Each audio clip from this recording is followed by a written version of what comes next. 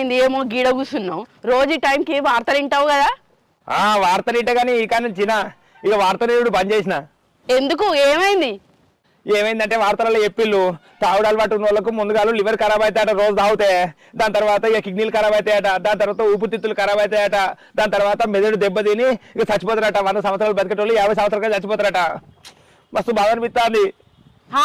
అయితే ఈ కాడ నుంచి రోజు తాగుడు బంద్ చేస్తానవా? నీకేం తెలియదు పిచ్చిదానివి, నేనేందుకు తాగుడు బంద్ చేస్తానే?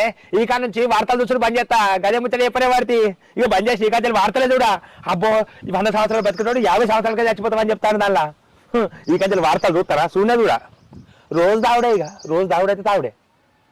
నీ పాడబడ వార్తలలో చెప్పిర్రు అంటే తావుడే బంద్ చేస్తావు అనుకున్నా, ఇక వార్తలు చూసుడే బంద్ చేస్తావా? ఇక ఏందో ఏమో ఈ మనిషి తావుడు ఎప్పుడు బంద్ చేస్తాడో ఏమో. పో వార్తలు చూడద్దు, తాగుడు మానద్దు.